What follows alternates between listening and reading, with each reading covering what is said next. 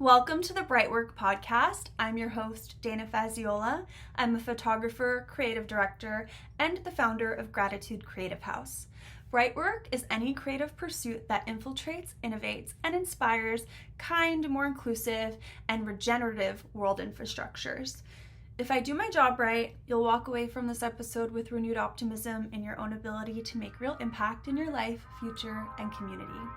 Let's dig into today's conversation.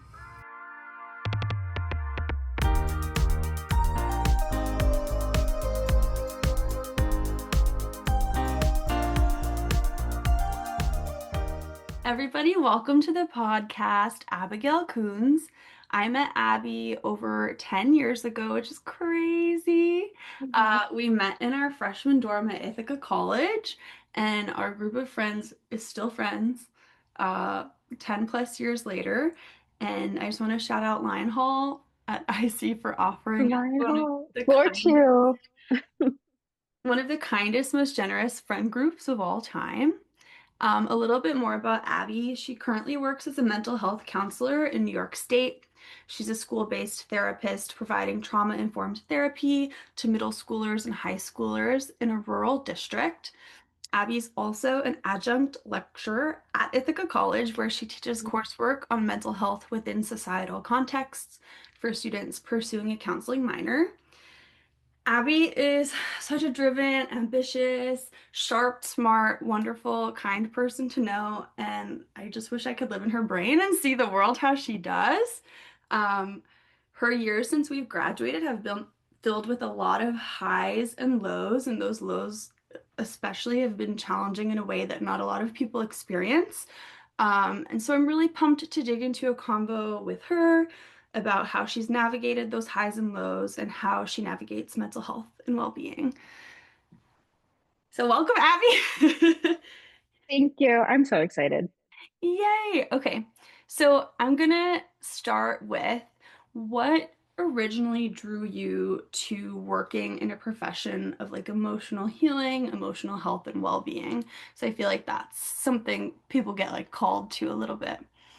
Yeah, and it's definitely right. There's two parts to it. There's a common, I don't know if I want to say like it's joke or it's definitely a running theme in the mental health kind of field where it's like you go into mental health because you've experienced your own mental health and you're trying to like find your answer you were never able to find kind of thing. Uh-huh. Yeah. Yeah. So I know it's like you're searching for the answer usually. Um, so I feel like growing up, it was just a lot of listening and wanting to find answers, being really quiet. I'm a like deeply anxious person. And so I was like, how do we figure stuff out? And that's where like, anxiety usually like is answered by like having questions and having like a way to do things kind of thing. Um, I also took a class in high school. It was called like theory of knowledge. And it That's posed this sick too. question. It was really cool. I did like it was like AP classes, but it was called the IB program in my school. Um, Okay. so it was theory of knowledge, and they posed this question of like, how do we know what we know? And I was like, that's so like, well, it's broad, it's huge, it's deep. But I kind of took that into college, and I was like, yeah, how do we know what we know? And I Mhm. first definitely started more on like the research side of things rather than the going into healing ideas. But then the more research I was doing, the more I was like, I want to learn about individual people and I want to have those individual connections and figure out why, like, maybe this person's doing what they're doing. And if the end goal is like changing something or resolving something, that's fantastic. But really just giving people the space to be like, talk to me about you and let me like hear what your story is for you. Mm. Yeah, I feel like when you grow up in like maybe a turbulent childhood or just have experiences that are like not that easy to reconcile, and then you're an adult and you're like in that questioning phase of like, what's the purpose of this experience? Like, why? Yeah. How do we know what you know? Why? Like, what is going on? Like, Mm-hmm. I find in myself like a lot of the answers for myself and reconciliation comes through talking to other people and like feeling a little less alone in those conversations of like, oh, you're maybe in different circumstances and different themes, but like we're all kind of feeling the same things as we go Hmm. through life. Yeah, or even just being able to like name those things is a lot of when I work with like 12-year-olds through 18-year-olds. Okay. Um, and a lot of what we're working on is instead of just saying like good or fine or bad, it's like, no, like let's sit and let's really explore what that is and let's work on naming it. Let's work on like how is it feeling in our whole body. Let's work on like Yeah. parts of our day where we're feeling it more and how is it all connected and what if we need to change that, what can we do to like take control of that and be able to change it in some way? And some things that we can't control too. And learning to like accept those and carry them with us through our lives too. That's such an amazing gift to give to kids at that age because those aren't skills that I even started thinking about for myself or like were able to articulate until I was like 24 and 25. Yeah. I And remember yeah. I remember seeing for the first time like the emotions wheel of like Hmm. exactly like you said, like naming everything, like exasperated and thrilled and like it's literally like over 100 words of all the emotions Hmm. you can feel. And I'm like, wow, I really all of my life have just answered how are you or how are you feeling with like good or bad. Like never Yeah. any nuance to that. And it's Yeah. No, helpful. I love I have an emotions wheel pillow. So I Do have you the kids. really? Yeah. So the Oh, kids I like love sit that. and they'll like sit on it and then I'll be like, okay, I'm going to make you take out your pillow and you have to like find the word on there that means good because I Oh, don't know what good means in your brain. And then we try to find the oh, word kind of thing. oh, yeah. And then I use it too. Like if I'm talking with them, I'll try to be like, oh, let me see the pillow. I need help finding a word and try to sit with that and model it and help give them that space to be like, oh yeah, I'm not sure what this is. And like neither is this adult, but we're all figuring it out together too. That's so cool. Do you have like other things in your office that are like fun, cool tools for like bridging that divide and like being able to take what you're feeling in your brain and expressing it clearly? I have a lot of, so since I work in a school, I have decorated my room with some small, like infography kind of Mhm. posters of like, this is like Maslow's hierarchy of needs. And if we're Yeah. not feeling safety, how are we supposed to hit like self-fulfillment at the top? Yeah. Um, I work specifically with like kids who've experienced some sort of major trauma in their life already. So I also have a lot of trauma, like this is what fight, flight, freeze is and fawn and those types of if even if I'm not telling them, they can at least see it every day. So they're learning a little bit more about it. And Right. then just games, because that's how you connect with teenagers is sometimes it's so much easier to open up playing like Uno or Connect Four than it is just sitting and staring at someone for Absolutely. I would yeah. argue the same way with anyone of any age. Like I'd much Yes. rather play a game and talk about how I'm feeling than just like Which is staring at you. yeah. No, I mean, I was never a game person until college, where I feel like our friend group was very much game people. And Yeah. that's how we always got to connect. And now, My as an friend adult, Katie is a game person. big game person, which Shout out translated to Katie. us being game people. Yes. But now, as an adult, a lot of the work I've done usually involves like playing during the day, but it's like Mhm. playing and also talking while we're playing, which is fun. That's awesome. I love that. Mm. Abby, I want to ask you just to give a little bit of a summary of kind of like the big health challenge that you had coming out of college. It was a couple of years post grad. Yeah. Just to give a little context, because I think it's going to inform a little like the rest of our conversation Mm. and kind of the experience you've gone through and why you see the world the way that you do now. Would you mind going a little bit into that? Of course, of course. So yeah, we graduated May 2019. I immediately moved to Boston, started grad school fall 2019. Oh But gosh, I forgot it was yeah, grad school too. Yeah. yeah, Okay. no, did grad school, did the whole Mhm. thing. What was it? COVID then was March 2020. So a lot of grad schools in my bedroom in Boston more than it was actually in the city of Boston itself. What was your Um, grad program again? it's a master's in counseling psychology. And Awesome. then I did a concentration in early intervention. Awesome. So that's that like working with 0 to 3, working on like foundation, developmental milestones, Oh, all that stuff. fascinating. Yeah. Yeah. Okay. So Yeah. then master's COVID. Master's COVID. Graduated in 2021, got hired right into my internship that I had during grad school. So started working 2021 of like June. What was it then? Probably like March of 2022. I started just like feeling really sick. I would fall asleep all the time. I had like a bad cough for Mhm.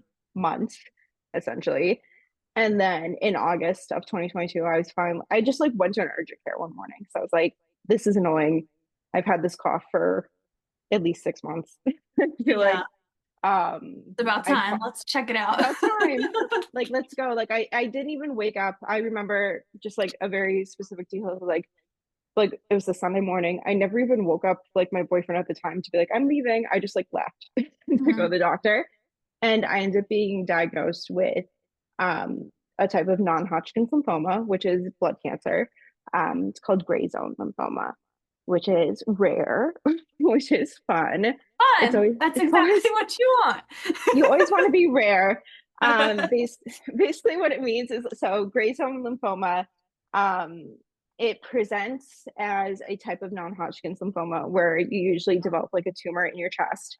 But there are like certain markers of it that are also Hodgkin's lymphoma, which is like a different category. So it's Okay. like having two types of the same category or two types of blood cancer in the same tumor. So, Oh, so geez. makes Yeah. it a little bit Right. more complicated. Uh-huh. So I was diagnosed. So went to urgent care on a Sunday. They were like, we're sending you to the emergency room. Like it was my Mhm. symptoms were too crazy.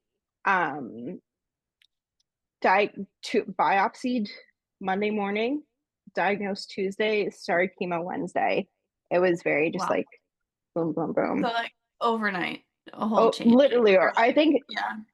for that first round, I was in the hospital, I think for like 10 days straight of Wow. just, and it technically was like 3 different hospitals. Um, and then I did 6 rounds of chemo, and then I did 21 rounds of radiation after. Holy, I didn't realize it was Yeah. that many. 21 is Yeah. crazy. Yeah. Because it's like every day. So you just Gotcha. don't go on the weekends, but it's about a month of radiation. Uh-huh. And then I was officially in remission April of 2023. So Amazing. right now we're at almost 3 years of remission, which is Amazing. huge. Which is the Yeah. best news. I remember Mhm. when you texted us that this was all going on, and I cried. And then I remember when you texted us that you were in remission, and I cheered. It was just the best news. I was thinking really hard about it because I was like, obviously, it like especially when traumatic things happen, like you lose details. But that's one of those things where it's like I don't Yes. remember telling you guys. Like everyone just Yeah. kind of knew at one point, and I was like, yeah, everyone knows, it's fine, Right. we figured it out. Kind of they like that part of like going through having to tell people or anything is just totally out of my brain. Yeah. No, I know 100% what you mean. I feel like it gives a little context. I lost my dad to cancer, so I feel like when you were going through like treatment, there were like things you'd bring up that I'd be like a different kind of cancer, and obviously all the treatments are different, but like I think maybe someone who doesn't hasn't experienced someone they love going through treatment like doesn't realize how freaking harsh chemo and radiation are on your body. Mm-hmm. So it's like I just can't even imagine, and I'm so sorry that that was your experience of like go overnight, like life is normal to Mm-hmm. like your treatment is like the harshest treatment on your body ever for such an extended period of time. Mm-hmm. Um, Yeah. Crazy. Crazy. It's still like crazy to think. Like sometimes I'm like, oh yeah, that was And Uh, especially like it wasn't a year like of actual physical like literal treatment, but I was like that was just only like a year. Like that's a lot to happen mhm, in a year. for sure. And like, yeah, you're not having treatment every day, but it's like Hmm. the recovery is a long time and Yeah. pretty much brings your body to like base level of like feeling. I'm sure you didn't feel good during Yeah. it. No. Yeah, no, I think the way I think at one point I made a joke because I used humor definitely as a coping mechanism because I didn't drink the entire time like during chemo and Uh-huh. radiation and everything.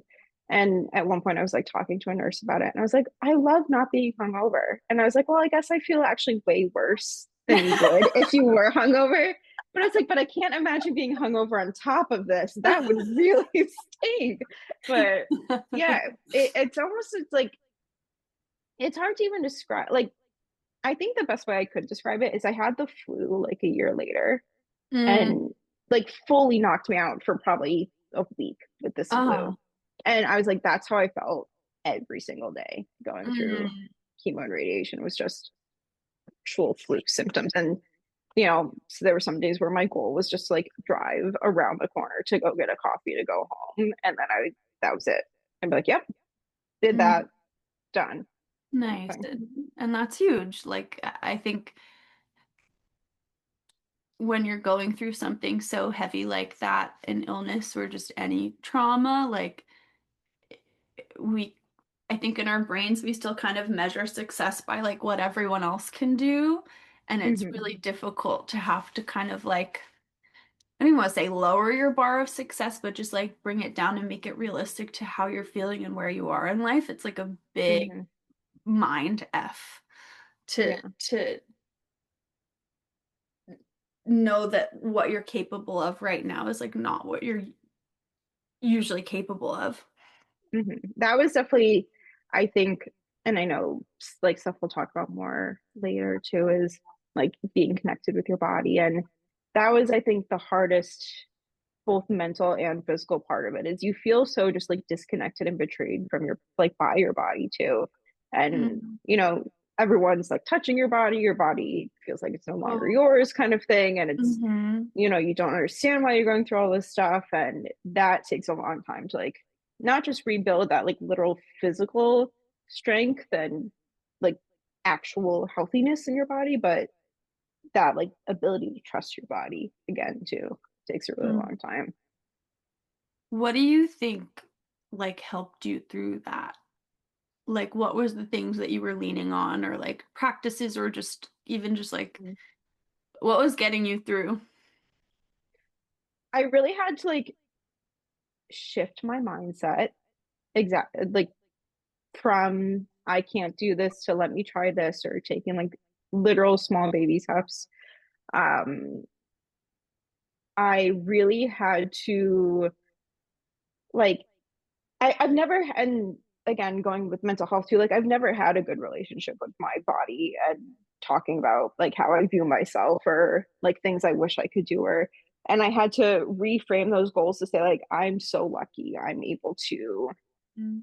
go on a 10-minute walk or increase that to 15 minutes or you know whatever it was at first like when I was going through chemo and especially like where my tumor was I couldn't like I was coughing like I said I for 8 months.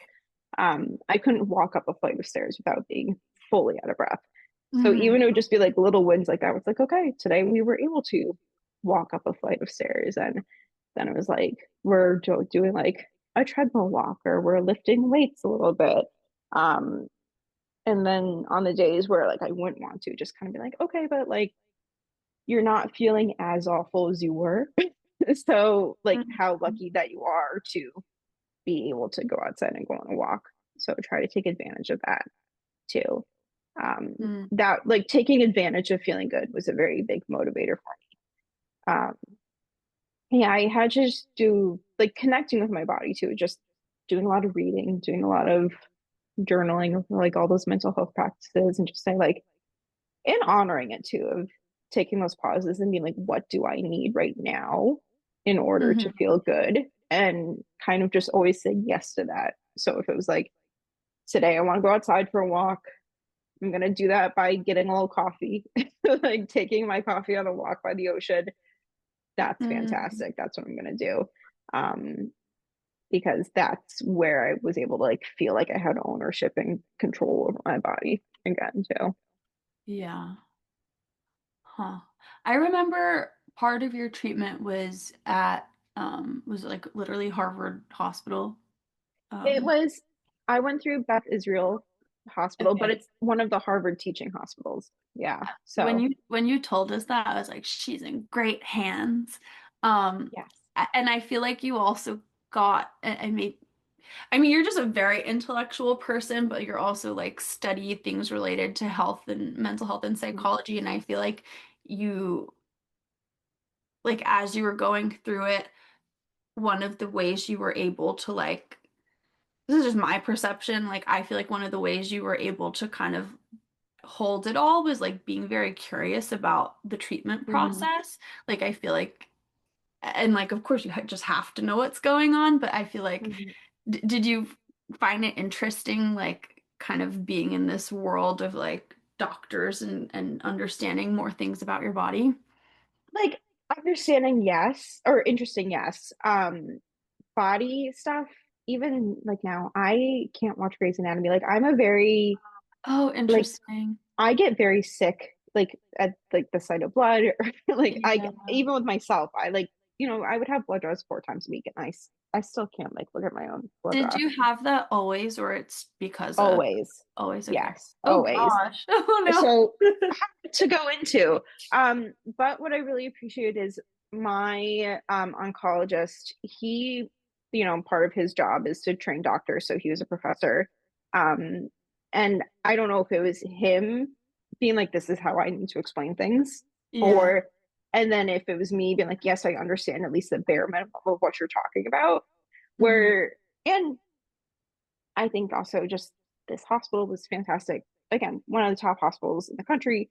Kind of couldn't have asked for a better place to have cancer treatment, Seriously. you know. But he would really like truly sit down and explain every single number and anything I had questions about, and would Uh-huh. kind of get into like that gritty.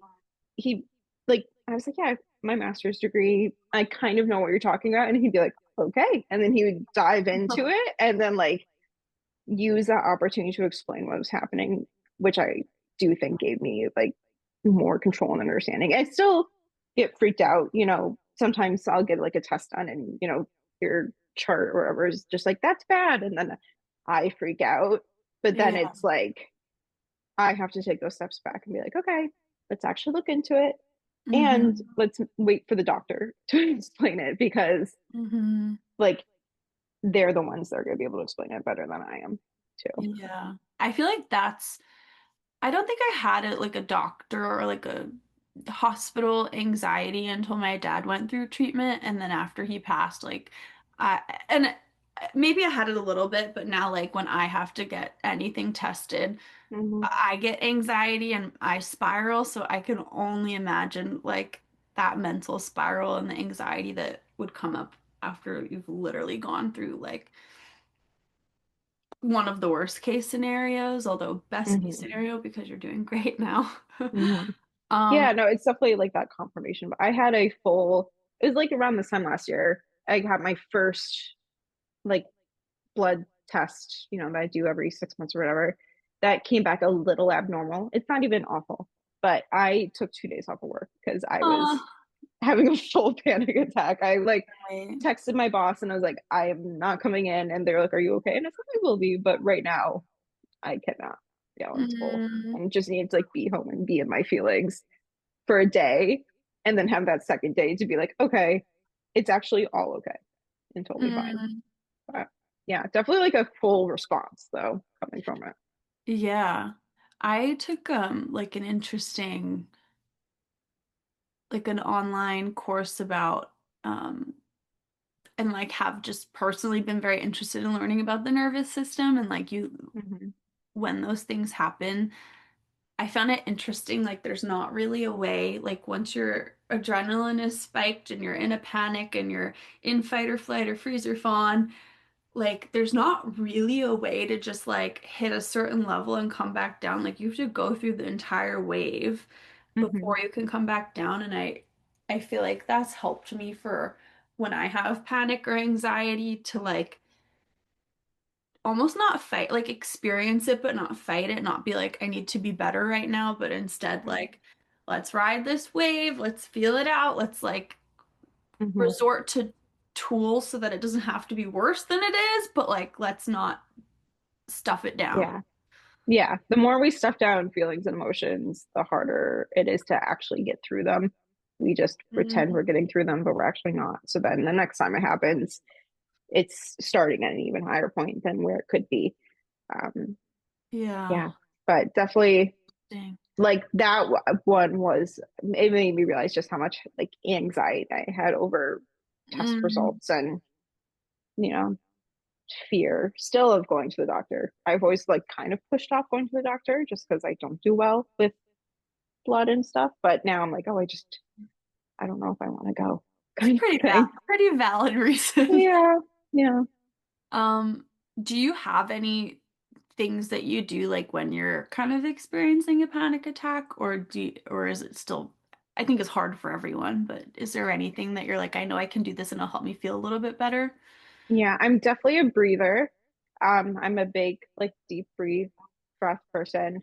Um, I have found personally something I've worked really hard on in the last few years in terms of like identifying and telling people how I'm feeling too, I think helps because Mm, I'm someone I know I can feel my feelings and I like live a very safe space where I can just sit and feel those. But telling like you guys, I think I've done this a few times where I'll text you and I'll be like, I'm having a really bad day and I'm going to talk to you guys about it tomorrow. But I need everyone to be prepared that I'm just having a no. bad day. Yeah. And like not necessarily addressing it in the moment with others, but being like, okay, let me get my support system ready for when I am ready to talk about it.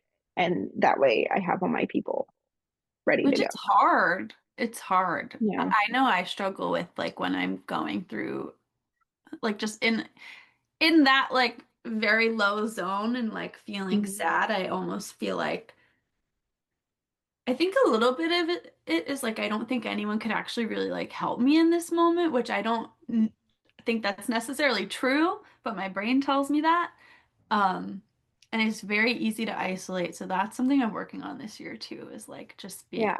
I love that. Even if you're like not ready to talk about it, just be like, hey, not feeling good. I'll need you guys tomorrow. Well, that's something I definitely so what was it? I went into remission in 2023, went through a big breakup, ended up moving home, kind of having like a big self-care year before I Yeah. was like doing anything. And in a lot of that, I was again reading a lot, watching a lot of stuff, and everything that I focused on was about like female friendships because I was like, our friendship group is first and foremost so special and amazing. Mhm. But I was also recognizing in myself and how, like, when we all lived together in college, I am someone who isolates when I need to feel those big feelings. But then Same. in, but then like in friendships, when you don't tell people why you're isolating and you're just like removing yourself from situations, that can push people away. So I was like, how do Mm. I like foster and like build my support group of these people who I know love me and care about me, but also tell them if they come anywhere near me right now, like I'm gonna be a little like dragon in a cave, being like, "Don't talk to me." Claws So out claws on out, no, defense. and that like I do, and I feel like that was like when you're in your young 20s, you need to kind of do those things. But then in our mid to late Yeah. 20s, I was like, okay, I can do those things, but I need to articulate if I'm about to do those things so Mm. people know I'm not doing it to them. It's like me, you know? Something really interesting that I heard that's been a little bit of like a mindset shift to help me be like, okay, I really do also need to work on like communicating when I need a little like emotional help Hmm. from my just a little emotional help from my friends. Um, Hmm. is that like if you're not letting your friends also see you at that place, but you're someone who shows up for them when they're in that place, like you're just kind of robbing the relationship of being able to meet on even ground and like be deeper and be more fulfilling. And that, like, Mhm. if I think about it for myself, like, there's not a single friend of mine in this world that, like, if they came to me when they were having a really hard day, that I'd be feel burdened by it or feel annoyed by them or like not want to be there. Mhm. So it's like, why do I feel like it would feel like that to them? Exactly. And like this is very, I don't want to say personal, but I'd say personal to our friendship group where it's like, I know if I was just like, and I think that is actually one of like the beautiful things too about like, I would never wish obviously cancer upon anyone. And I think with trauma and when things happen and you say like everything happens for a reason, like that sucks. I would never say that to anyone. But big but I like it did give those moments where like I mean you were not able to make it because you ended up testing positive for COVID. I I know. remember that, but I would have not wanted you there when you had COVID too. But like everyone literally flew to Boston just like hang out for a weekend. And Mhm. that's amazing. And we've done that a few times where it's just everyone truly like showed me that. And it was one of those things where I was like, oh, they like mean it kind of thing, Mhm. which is We super do. important. Yeah. I think our friend group is really, really good about showing up when it matters, Yeah. despite the fact that we live literally in New York, upstate New York, California, Philadelphia, like we're not Hmm. Texas, like we're not around the corner from each other, most of us. But I know that like anytime I've had like a hard low or a really important high, like you guys show up, we celebrate each other, like we're there for Hmm. each other, and that's something that is like I'm so grateful for because I know that Yeah. can be difficult to find, and I think a lot of people also because everyone's just going through a rough time right now, like it is hard to Hmm. show up for other people, but it's like it's it's more important now than ever. Hmm. Yeah. Do you think or how do you think that experience kind of changed your relationship with control and trust and surrender because you literally just had your whole body be like, I'm gonna give out on you for a year. Like, Yeah. Yeah. And that is like I said, I am such a control person. Um, I think it's made me still to this day, like I learned how to ask for help mm, more, and articulate what I needed for help. And also like learned how to accept it too. So I'm a very independent person. I like doing things by myself. There were like, I was very proud of myself where I lived probably like a 40-minute drive from our hospital. And I would like drive myself to all the appointments I could. Everything. I was like, I'm doing it. Like, I don't need your help. But then nice. there would be moments where like my sister came to visit and we took the train into the city and I had to take like a pause up the stairs or whatever. And you could like kind of see in her face where she was like, oh, like she cannot just be doing this. And we got to like a restaurant that we had to go up, you know, probably 50 stairs too. And she was like, we're getting an elevator and like went to the hostess and she was like, this person needs an elevator. Like, where is your elevator? We cannot go up Mm, these stairs. Um, letting people send food and just come over and hang out. And, I think Maria came for a weekend and like made my bed for me. It's like, you don't need to make my bed, but no, like, Maria. I know. Maria was like, let me be your Italian mother for like the weekend kind of thing. Um, but like translating that even to today where, people will offer to do something for me and I'll be like, oh no, I can do it. And if they are like, no, let me do it, then I am more likely to be like, okay, like that's fine. Mm, You can do that. Um, because I'm like, yeah, they're asking to do it or they want to do that. And that's something I don't think I would ever be able to do, really. And just yeah, like understanding there's so much we can control, you know, like I said, I really prioritized like with treatment and after treatment, doing things that made me happy. Anything that I could control, I'd be like, yeah, I'm gonna go do this This is something I want to go do. I don't want to like let that opportunity pass by me. Hmm. But then also understanding there are things about like, right, blood cancer is not something you like can necessarily influence getting. So it's not like was smoking a 10 pack every day or Right. whatever, drinking a whole bunch. It's just like it just happened. So also having to accept in the world that like some things, those sometimes like things just happen and Hmm. you have to be able to take it and say, okay, this is different, this is new, and like, what are we going to do?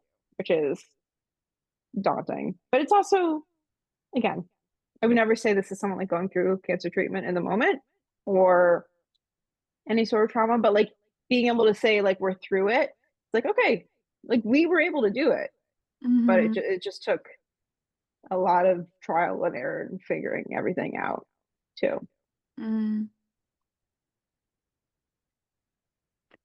Do you, is there anything that you wish you could like go back and say to yourself before your diagnosis and before this moment,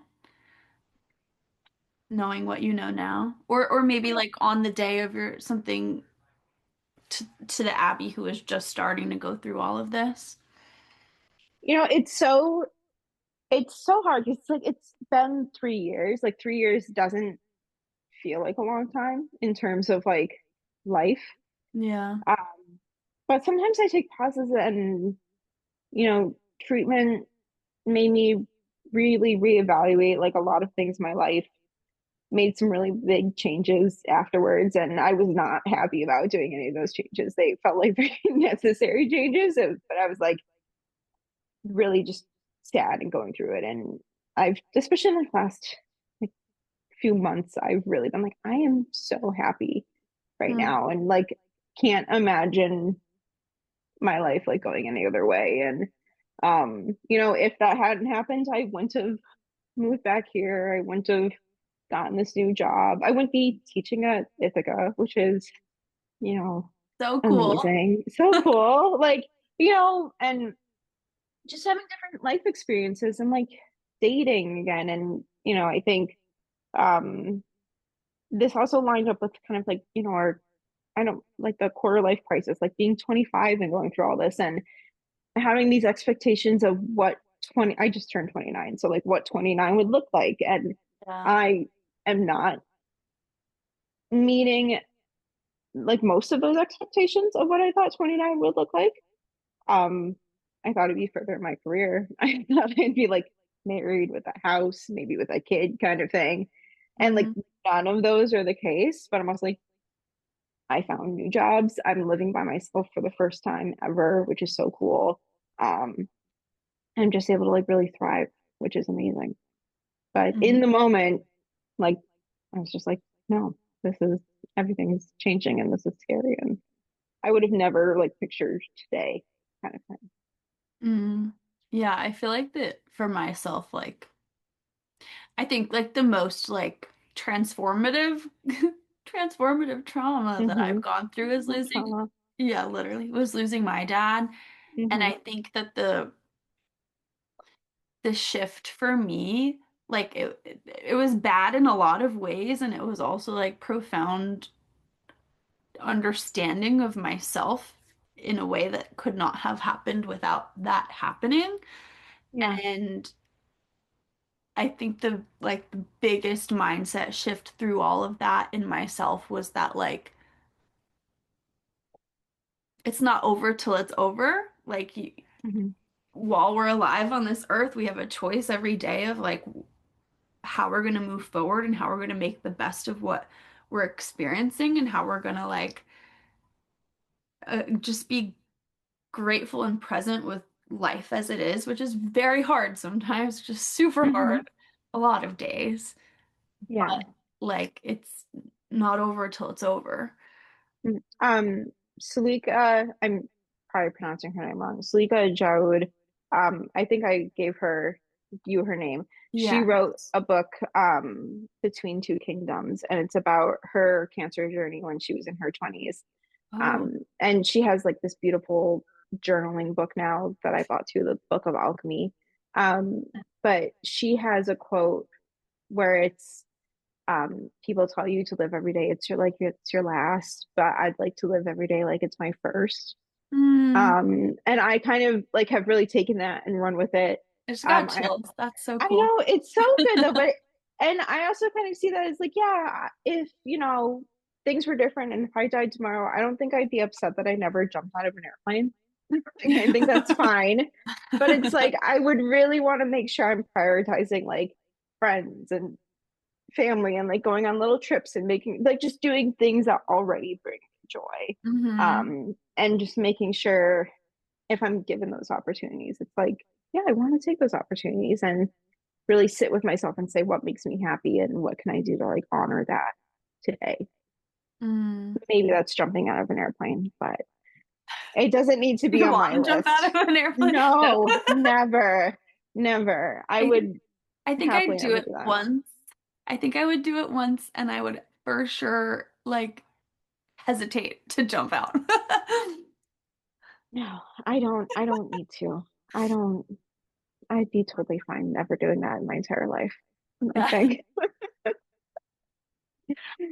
But I do think it puts into perspective that like I think we do kind of get into a cycle of placing those like big bucket list pedestal, like if you did want to jump out of a plane, like it's on my bucket list to skydive Hmm. over Antarctica, whatever. Um, and also like I'll be happy when I'm married and I have the house and I have the Hmm. job and I have the kids and we place all of our happiness in those milestones Hmm. that are like in many instances you can't quite control when those things will happen for you. Um, and also like are you not gonna let yourself experience happiness and experience like simple delights on the road to those things? Like I Hmm. think we've got to narrow down like I can experience like big joy in little moments. Yeah, yeah, exactly. And I think that's what's really pushed me forward is taking those moments to say like, oh, today this is something that made me happy and that I Mm, was really excited to do. But then having those moments where I'm like, holy cow, like I'm thrilled with like where my life is right now, which is mhm. great. And you've built such a cool life for yourself since like you really went through it. And like you said, you went through like a breakup and you moved home and you did all these things and like kudos to you for going through all of that at one time. Like my sister or like our friends will be like, hey, you went through a lot in the course of 2 calendar years. And then I'll take a step back. Literally. Or I was thinking about it when I was like starting to date again. I was like, I don't know how to tell people literally everything without fully trauma dumping. And just kind of be Oh like, yeah. how do we like Never thought approach about that. everything that's gone on and, Hmm. you know, being proud of it, but not just be like, yeah, this is where I am and making it sound negative or whatever. I'm curious, like, I feel like when people go through cancer, um, and God bless, come out on the other side healthy, there's this line of like, you don't want to be defined by it, but also like, it did define you. Hmm. How are you towing that line now? That's so interesting. And I feel like less and less I'm letting it define me the further I get away from it. Hmm. I think at first, it's hard. And I think that's a really great point too. Like, I was thinking about this. Like, I think when we have this idea of cancer in like society or whatever, like, we're taught that it's bad. We're taught like people die kind of thing. Um, and I think there are a lot of supports out there for after, but I don't think there are a lot of supports where it's like, this is how you live a happy, full life after it. Mm-hmm. Um, and that was really hard to figure out at first because Hmm. especially like cancer treatment, I didn't work for 8 months. Like I was just at a hospital most days. And then all of a sudden it's like, okay, bye. Like we'll see you. Just And get back then to it. yeah, and it's kind of like that is your whole life for a very long time. Um, yeah, now it's kind of like I I think I protect it a little bit. Like I don't tell like professionally, I don't say that like I went through cancer Mm. treatment or whatever. Just because I think there is this part where I'm like, I need to keep those things separate. But I'm also like, I don't want people being like, oh my gosh, were you okay? Like I don't need that kind Yeah. of thing. Uh-huh. Um, with dating, it was kind of like it is a big part of my life, you know, and if you're on my social media, like it's on my social media. So I'm always like, okay, like when do you kind of talk about this with someone? Or um I'll like tell a story of something that happened and kind of be like, yeah, this is something that was a part of me and you know, it's not going away. I'm in remission. I'm not cancer free. You're cancer free at like 5 years. Mm. Um Okay. and also like there are long-term like health ramifications or stuff that can come with it too. So being able to like have those serious conversations with people gets hard if you really want them in your life for like a long time too. Mm. But yeah, I don't know. I kind of like now that we're approaching year three, I'll kind of, you know, post about it a little bit if it's like Blood Cancer Awareness Month or actually today. Did you know today is World Cancer Day? No way. Uh-huh. No, I did not. Yes. Yes. I What? was like, oh, I was wondering if you like did that on purpose because you planned it like 2 weeks ago. No. I was just like, Hmm I think I want to record on Wednesdays. We just love food. No, yeah, That's crazy. Wow. yeah. So like stuff like that, or you know, I'll always try to like support a nonprofit if I can, or something that goes towards like cancer treatment for kids, or doing stuff like that. But Mm. now I'm definitely like moving through it. But it's also because I have just more experiences to talk about. It's not the most important thing that's happened in the last few years. Mm-hmm. Hmm. And what are some of the resources that you have found that have helped you kind of like transition into life Mhm. beyond? Yeah, I definitely act so Salika, that author. I want to say influencer, but she's like so much more than that. I think there was a day or two where I just went through her Instagram after reading her book. And it was like any resource I could find on her Instagram I followed. That's how I found there's a nonprofit in like Rochester where we're living called 1330 Connect, and it helps folks who are between the ages of 13 and 30 who have like gone through cancer treatment, like you're building community and giving resources in the area. Nice. um, that connected me to like that nutritionist I found and worked with for a few months because right, your body changes so much after going through cancer treatment, and they I would never say no to medication, obviously, but they pump you full of literal chemicals for months Yeah. and months and months. And I used a nutritionist that I found that, you know, works with nonprofits so cancer patients don't have to pay for it was like 12 weeks of nutrition and exercises just to, Amazing. like get me back into it kind of too. Um, and I found this like came up on a Super Bowl ad, I think it was one year. But there's a nonprofit that I found. It's Stay Beautiful Foundation. Mm. And they send little like goodie bags of like skincare or like beauty products to cancer patients and people in like remission. Nice. And a lot of them are good for your skin, and you know, especially chemo destroys your skin, radiation really destroys your skin. So having things like being sent to you in the mail that you can try is just like so amazing. And like having those little things is like, oh, like this makes me feel pretty. And then like the nutritionist is like, oh, this is making me feel like more in tune with my body again. And just Yeah. like having those social supports in the community too, and knowing that there were events I could go to if I really wanted to, um, was all just awesome for that. Yeah. I'm sure it was so isolating as you're going through it, but you come kind of not out of it, but like back into a little bit of normal life, and you realize like there are so many supports and people who have to some degree gone through what you've gone through and are there. That's really Yeah. cool. I've seen you post about the Stay Beautiful little goodie bags and like they're very Yeah. cool and like this. Then do like Fenty skincare and things like that that you Yeah. sample. Fenty skincare. I think this last one was like La Roche Posay, and I was like, Oh, okay. yes. Like So good. now they take donations, or like, I pay for shipping for mine now. At first it was you didn't have to pay for shipping, and now I think they've gotten bigger, so you have to pay for shipping. Uh-huh. But they also take donations, so you can help cover people who can't pay for the shipping, Oh, which I think is awesome. that is Yeah. awesome. So now that you're living beyond this Hmm. and 29 doesn't look how you thought it was going to look, but it's beautiful in its own way. Hmm. What are you looking forward to in life? In like what have you got coming up? Like what's just making you feel excited for life?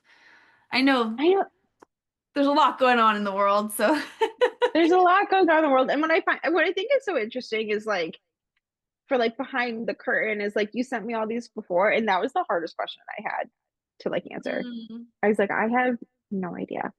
I think part of my mindset, and I don't know if this is healthy or not, um, after and during cancer treatment really shifted from long term to short term.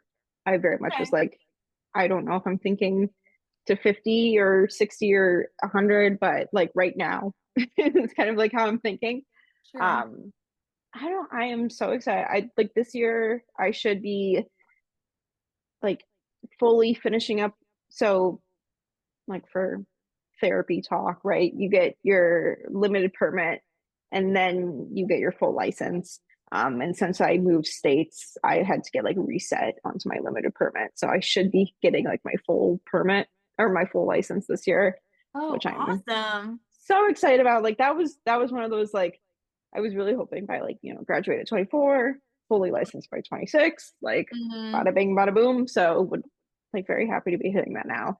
That's huge. Um, yeah, and just, we're going to like our second friend wedding this year, which I'm so excited about, Oh my for our God. friend group, and just being like, I think next big goal is like get a house, figure out maybe where I want to settle down a little bit more.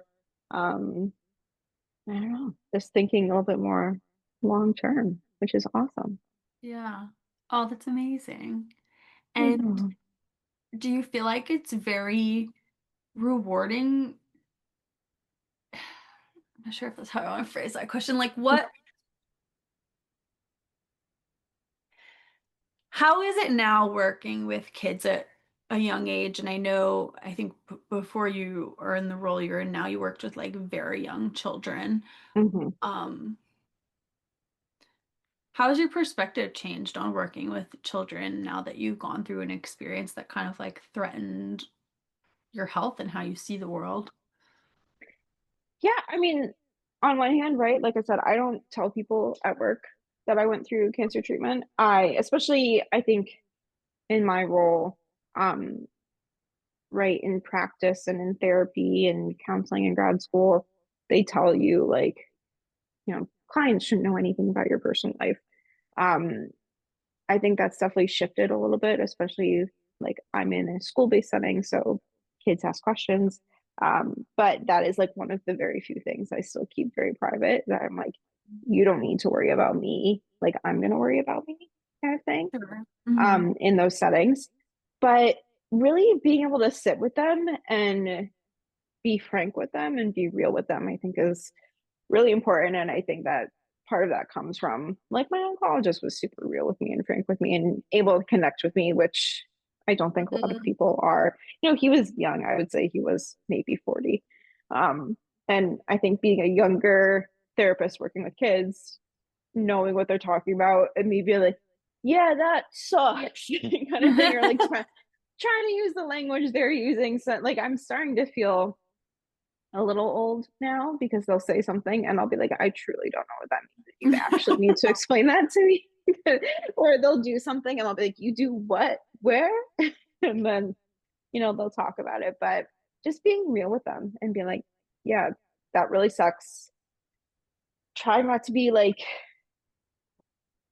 that, like forced positivity with them where it's like, yeah, but you'll get through it. Because Mm-hmm. like you do get through it, but you really have to sit and acknowledge how hard it is when you're going through it in order to get through it too.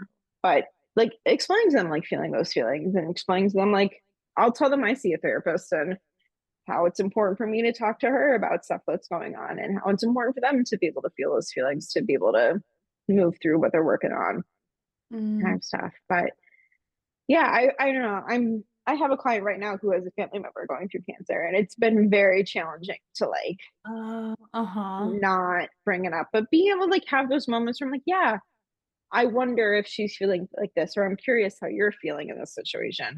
Mm-hmm. Because I have that lived experience of going through it, but I don't have any lived experience of family members going it through it. So I'm not able to like empathize on that same exact level, but I'm able to maybe reference things that they're able to like understand a little bit more and then be able to talk about those a little bit more thoroughly. Yeah, so it's not necessarily helpful to beat around the bush or like force Yeah. force the positivity when life is hard and you just need someone to like hear you and hear what you're Mm-hmm. saying. Yeah. No, and that's why I try to tell somebody, and some of the kids really do take those opportunities where it's like if they're having a really bad day, they come in my room, they scream and they cry, and then they're like, okay, see ya, and like leave. And I'm like, yep, we did it, kind of thing. But I think those moments are so important. Like, and I think I did go through that a lot, especially during treatment, where like sometimes I would just need to call someone and be like, hey, I just need to fully like cry my heart out right now, and then I'm gonna be good. But like Don't being we able all to, just need somewhere to go to scream and cry sometimes? and I'm sure there are some days where if I could, watch myself like I am on TV, just watching me sitting there like this, trying to like get anything in, and it's just this kid just like feeling so hard, and you're like, yep, actually, we're just gonna let you keep Aw. going. I'm just gonna, but like giving them that safe space too is like, you need a space to Yeah. do that. Yeah. And if they feel comfortable enough to do that in my room, like that's fantastic. I think that's awesome. Yeah. Mm. I think that's amazing that we can like in the cycles of life like be there for people. It's Yeah. that balance of like I go through hard times and people are there for me and then I'm in better times and I'm there for someone going through a hard time. Like it's just that balance and it's Mhm. cool that that's what you do for a living is like you're just there for people who really need somebody. Yeah. And I love it. And it can be heavy, but it's also, I just, Yeah. sometimes you have something happen and you're like, that's amazing. And that's really cool. And I'm so proud of this person.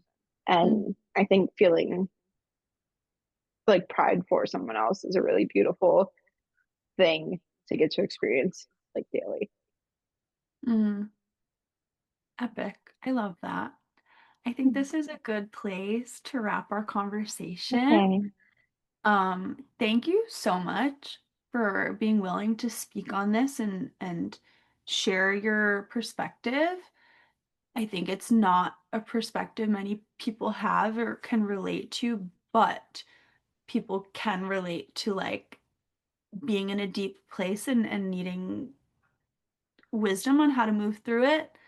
And I hope that's what we can share today and people will take away from it.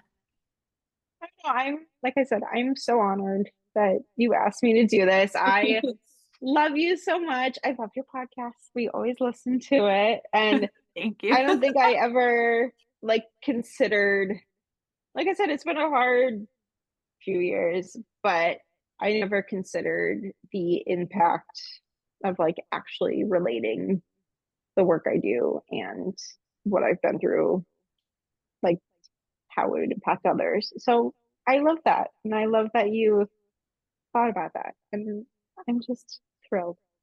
Thanks for listening today and every day. If you enjoyed this conversation, kindly leave a rating and review so that I can reach everyone who's going to enjoy this too. If you're a creative thinker doing good out in the world, please send me a DM on Instagram at Gratitude Creative House so I can support you and keep up with your journey. I love you all. Thank you so much for listening. And remember, be magnificent and expect miracles always. Bye.